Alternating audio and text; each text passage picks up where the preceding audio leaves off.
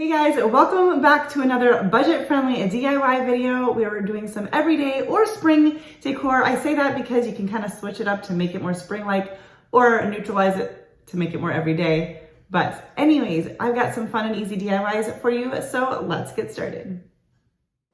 For our first DIY, we are going to be doing some upcycling. This is a peach jar from some fancy peaches from Aldi that I love, and I've actually done other DIYs with these jars. They're just really pretty. I like to save usually just glass jars, but I guess any container that is a fun shape or pretty or unique. Anyways, we're gonna do a little technique on this that you maybe have seen before, but I'm gonna start by giving it a good coat of Mod Podge just to help the paint stick to it a little bit better. And now we're going to take some baking soda, and I'm starting out with a Silver Lining chalk paint by Waverly and mixing that together, and this gives it a nice thick texture. My paint is super thick. It's just a little bit older, I think is probably why, and so I did end up adding just a little bit of water here to water down the paint, but I didn't want to water down the baking soda. So just a little bit in there and mixing that all together, and we're going to paint this on nice and thick. And I think 2 coats all together, and it gives just a really great like textured look.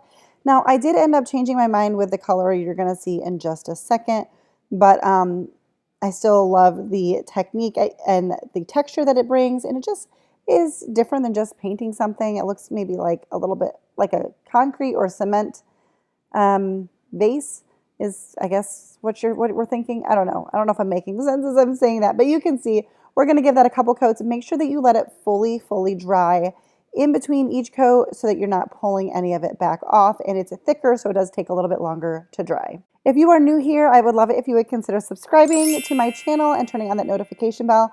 Right now, I share at least 1 video a week. Usually it's 1 video, but you never know if there's going to be a bonus one.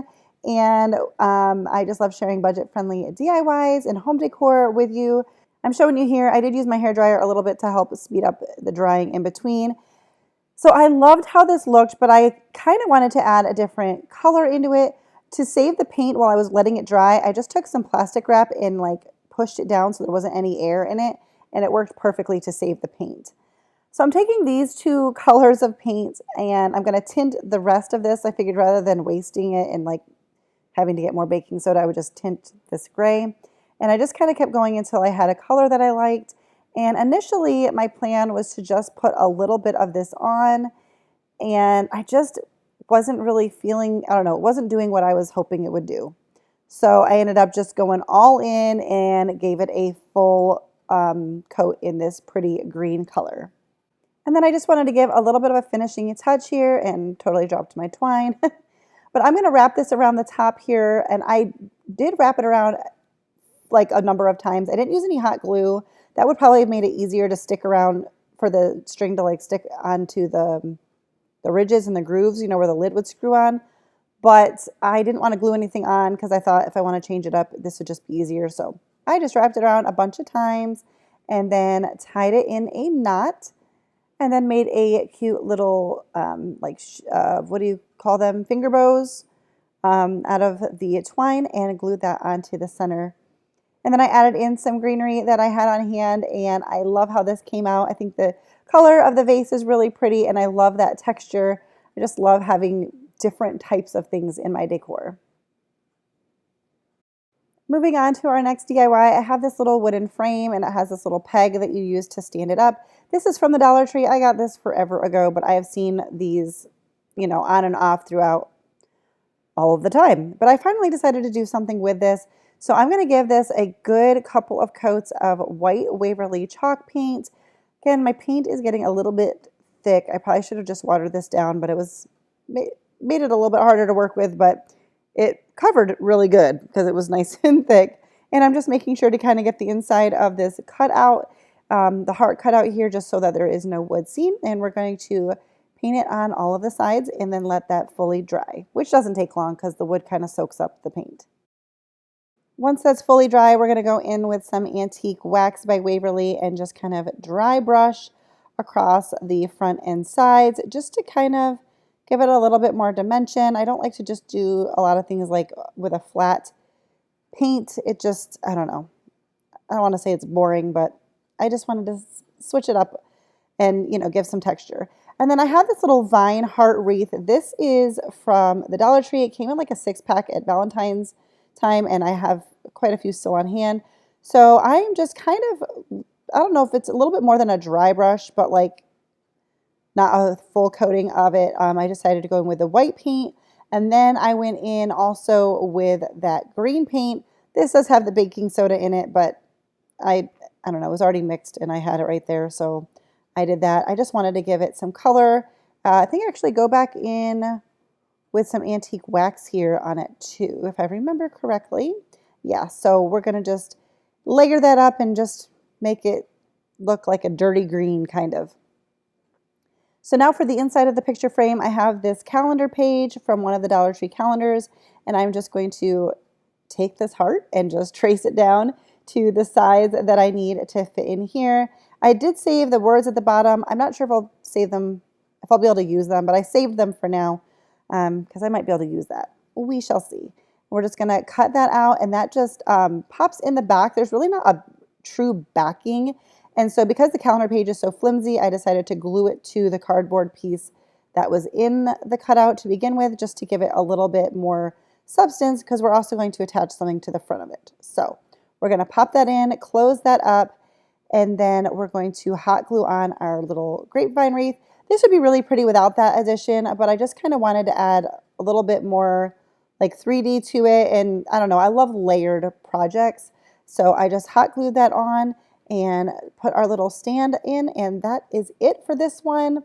I love how this came out. I love the colors, and this would be really easy to change out for anything else, for another season, or to actually put a photo in there. So I love that aspect of this as well. For this next DIY, I have this little chalkboard sign stand from the Dollar Tree. I have the letter P. I've had this for, I don't know, 15 years. It was on a wreath so many years ago. It's been painted. Anyways, and some scrapbook paper. So we're going to heat up with my hairdryer, or you can use a heat gun, this stand on the back. I was kind of guarding it with my hand so I didn't blow everything off the table.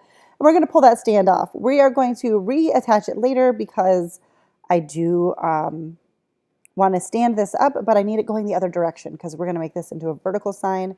So I use those same two colors once again to mix and get a nice green, but I went darker than the other one because I'm trying to make this coordinate with the scrapbook paper that I had picked out. So obviously you can just do any colors and any patterns that you want. So we're going to paint this whole frame. I do front and back, and the little inside edge here too, so that you just can't see any of the wood. I was careful to try not to get any paint on the chalkboard, but we ultimately are going to be covering it up, so it doesn't really matter. So once we have a nice good coating there and everything is dry, we are going to paint our letter P. I'm going to go in with Waverly chalk paint in the color Plaster. I wanted that instead of the white, I wanted a little bit softer. Again, just trying to coordinate with the scrapbook paper that I had picked out. You can get these letters at Walmart and Hobby Lobby, Michael's, I don't know, any craft store. I haven't seen any letters this big usually at Dollar Tree, but I've had this for, like I said, a very, very long time. And I've just taken it off stuff, reused it, repainted it. And now it's been in my stash, I don't know, at least since I moved, so over 3 years. And then I wanted to kind of switch up the green a little bit, so I did dry brush with the paint that I left over on my paintbrush from painting the letter, just to, I don't know. The green wasn't exactly the color I wanted, so this kind of softened it up a little bit. And I thought about just mixing some of the plaster into the green and doing another coat of the green.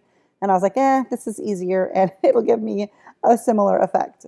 And now we are just going to cut out the paper to go on the inside here. I'm just kind of bending it with my fingernail here, creasing it, I guess, and then cutting that out. And then we are going to just use a good old-fashioned glue stick and attach that down to the middle. And I did use a glue stick, and then I had my hot glue gun on, so I did pull that too because I was like, I don't know if I quite got it towards the edge, and I don't know, probably not necessary.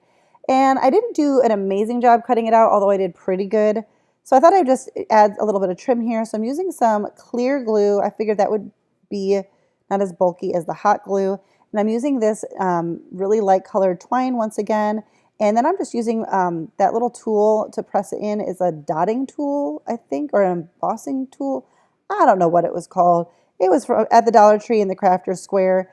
It's got like little balls on the end. I think it's a dotting tool. Yeah, I think that's what it's called. And I'm just using that to kind of push that in. And we're just going to go all the way around with that twine. And it's just a very simple little border, and it covers up anything on the edges. And then we are going to hot glue our letter back on. And it's kind of the size of this, but not fully. You can still see the scrapbook paper. I was just going through my stash to see what I had and had fun with it. So now I'm just checking out where I need to reattach the little stand on the back, and just going to use some hot glue to get that attached. And that is it for this DIY. I thought this was really pretty, something fun for spring, but also just kind of a nice everyday decor piece. I hope you enjoyed those DIYs. That's going to do it for today's video. If you liked it, don't forget to give it a thumbs up and subscribe if you are new so that you don't miss out on my future videos. And I will see you next time. Bye, guys.